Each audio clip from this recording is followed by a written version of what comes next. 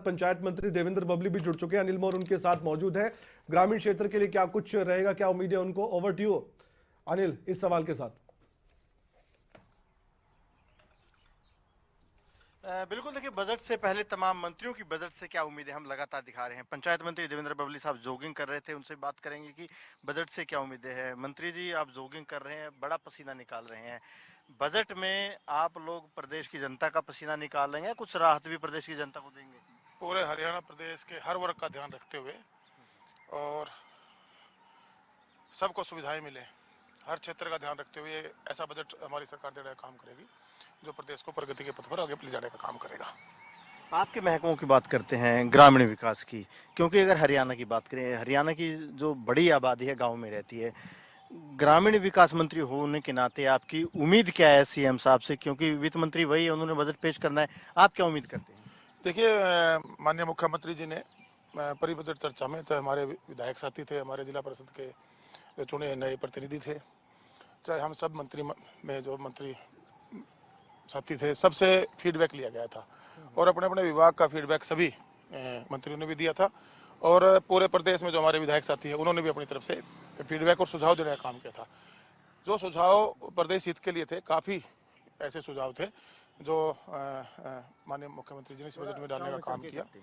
और साथ में हमारे जो डिपार्टमेंट है, पंचायत राज जिसको मैं कहूँ कि हरियाणा प्रदेश की करीबन 70% के आसपास की आबादी हमारे गांव देहात में बसती है, उनको हम मूलभूत सुविधाएं और बेहतर तरीके से कैसे दे सकें, उसके लिए सभी चर्चा हुई। और उस चर्चा के बाद बजट में जो प्रावधान है, जो पैसा हमारे ग्रामीण विकास के लिए सरकार के द्वारा बजट में दिया जाता है, पिछले सालों में देखोगे कोविड की वजह से या आंदोलन की वजह से या पंचायतें नहीं थी उसकी वजह से वो प्रॉपर फंड हम खर्च नहीं कर पा रहे थे। इस साल भी हम जो बजट हम जितना डिपार्टमेंट में गांव के डेवलपमेंट के लिए खर्चना चाहिए था, वहाँ तक भी अब तक हम नहीं पहुँच पाए हैं।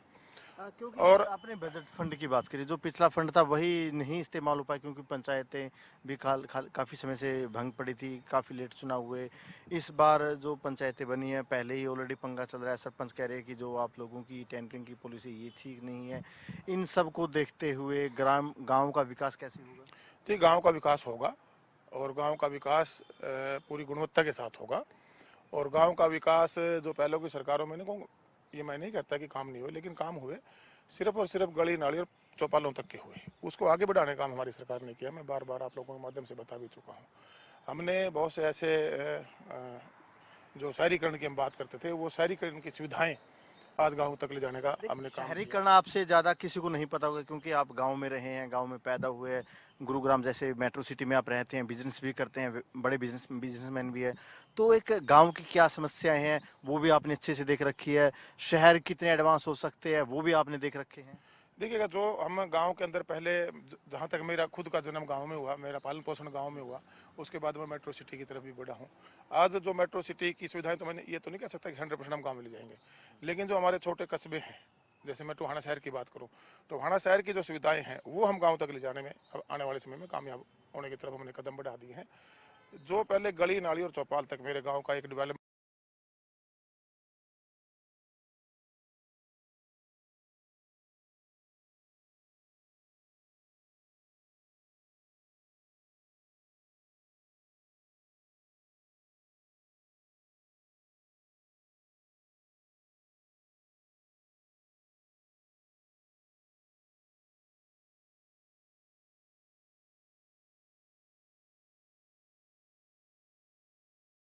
सरकार देने का काम करेगी।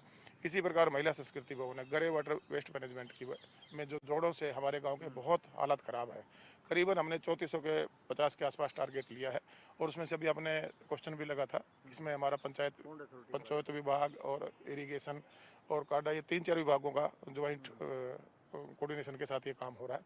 उसमें अभी हम आने वाले 2 साल के अंदर अंदर ये सारे के सारे पॉइंट ठीक करके गाँव के सुविधा देने का काम करेंगे। बिजली जो स्ट्रीट लाइट लगाकर कैमरे के साथ सुरक्षा और सेफ्टी का गांव में हम टेंडर अभी कंप्लीट होके पास हो चुका है, उसको ले जाने का काम करेंगे, पार्क बनाने का काम करेंगे, कम्युनिटी सेंटर बनाने का तो काम ऐसे जिनकी आबादी बहुत ज्यादा, किसी गांव की 8,000 10,000, इतनी आबादी के भी काफी गांव है हरियाणा में, चाहे हम पाई गांव की बात करें, दूसरे बड़े गांव। करीबन जो महाग्राम पंचायतें हैं वो करीबन 130 के लगभग हैं। उन गाँव को भी हमने प्राथमिकता पे लिया और पहले क्लस्टर के माध्यम से भी हमने उनमें जहाँ बड़ी आबादी थी और गांव ने अलाउ किया वहाँ सीवरेज डाल के अपने STP लगाकर शहर वाली सुविधा की तरफ हमने बढ़ाया है। स्ट्रीट लाइट लगाकर कैमरे लगाकर देने का काम किया है। समस्याएं थी और हैं, आज भी हैं। इनको हमने जैसे बदलाव हम कर रहे हैं, आपने देखा होगा बार बार बदलाव हो रहे हैं, उस पर अब आप जो एक विरोध की बात कर रहे थे वो भी चला हुआ है। अब जो पंचायती राज का पैसा है वो हमारी जो चुने प्रतिनिधि हैं, पंचायतें हैं, समितियां हैं, जिला परिषद हैं, उनका राइट्स है। वो पैसा हमने देने का काम किया है, उसको लगाने की ड्यूटियां जो चुने प्रतिनिधि उनकी हैं। वो अपनी योजनाएं बनाएं पूरे गांव की, हमने प्राथमिकता के आधार पर कौन सा काम लेना है, अपना पूरे गांव का पूरे साल का एक बजट तैयार करें, उसके हिसाब से अपना पैसा खर्च करें। दूसरा पैसा उन्होंने हमारे स्टेट से लेना होता है, सरकार से लेना होता है, उसके लिए वो अपना मांग कर सकते हैं सरकार से और वो पैसा सरकार उनको देने का काम करेगी। तो मैं ये कहना चाहता हूँ कि गाँव का शहरीकरण हो, उसके लिए हमें शहरों की जो सुविधाएं वो गांव तक ले जानी पड़ेंगी। सिर्फ और सिर्फ अपने भाषणों में कहने से या स्टेटमेंट देने से ये नहीं होंगी, उसकी तरफ हमारे कदम बढ़े हैं। उसमें हमने बार बार हमारी जो चुने प्रतिनिधि हैं किसी भी रूप में, मैं कल भी देख रहा विधानसभा में हमारे जो विधायक साथी हैं, सदस्य साथी हैं, बार बार वो एक सहानुभूति बटोरने वाली स्टेटमेंटें देना चाहते थे, जी सरपंचों को पावर दी जाए। मैं कह रहा हूँ जो नोटिफिकेशन एक बार उसको पढ़ तो लीजिए। उनको खुद को ये मालूम नहीं था कि पावरें कितनी बढ़ाने का काम हमारी सरकार ने किया है। पहले जब कांग्रेस का राज होता था तो ये मैनुअल काम जो कोटेशन बेस होते थे 5-4 लाख रुपए के होते थे शायद। उसके बाद बीजेपी की सरकार आई, बीजेपी सरकार में बढ़ाकर उस टाइम के समय में शायद ये 10 लाख रुपए के आसपास इन्होंने किया था। सरकार ने एक फैसला लिया कि उसके अंदर पैसे की का खुर्द-बुर्द होने की शिकायतें पिछले समय में, अगर मैं पिछले 10-15 साल की बात करूं, चाहे हमारे आधिकारिक तौर पर हमारे कर्मचारी अधिकारी थे या हमारे जो चुने प्रतिनिधि थे, उनके खिलाफ बहुत आ रही थी। इसमें सेफ्टी भी आती है और काम में अकाउंटेबिलिटी भी आती है, अगर काम के समय भी सीमा भी तय होती है। हम भी उम्मीद करते हैं बजट अच्छा हो। ग्रामीणों के लिए पंचायत मंत्री साहब ने सारी बातें शेयर की। इनका कहना है कि गांवों का विकास अब जो गली नाली है उससे ऊपर उठकर सोचना होगा, शहरों की तर्ज पर गांवों का विकास करना पड़ेगा।